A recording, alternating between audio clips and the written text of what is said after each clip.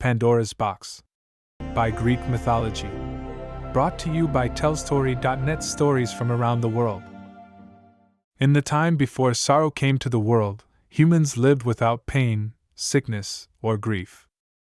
This peace was maintained by the Titan Prometheus, who cared deeply for the fragile mortals he had helped create. Seeing them shivering in the dark and struggling to survive, Prometheus defied Zeus's orders and stole the sacred fire from Mount Olympus, bringing its warmth and light down to humankind. Zeus, king of the Olympians, was furious at this act of compassion and rebellion. He punished Prometheus harshly, chaining him to a rocky mountainside where an eagle tore at his side each day. But Zeus was not finished.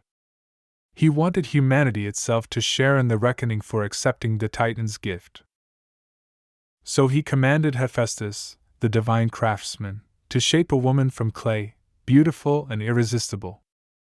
One by one, the gods added their gifts. Aphrodite gave her grace and charm. Athena dressed her in fine robes, and taught her skill at the loom.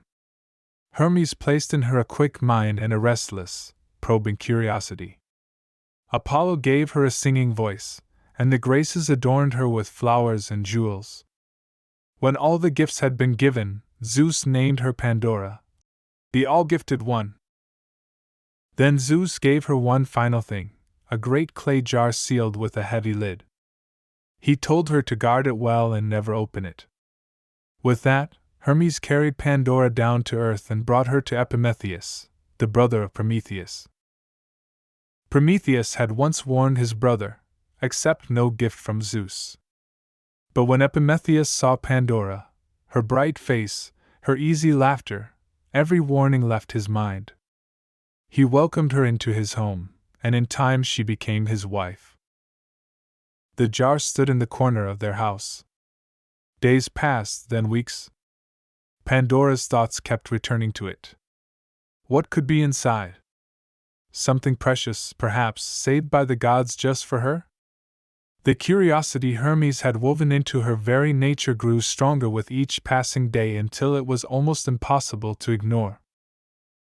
One afternoon, alone and restless, she crossed the room to the jar, wrapped her hands around the lid, and lifted it just a crack.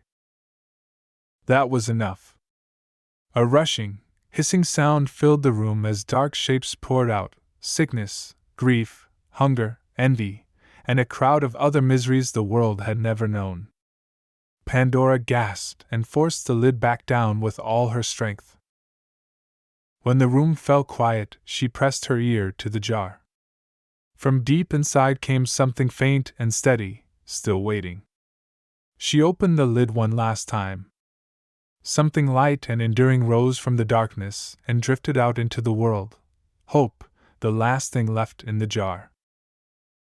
The other evils had already scattered beyond recall.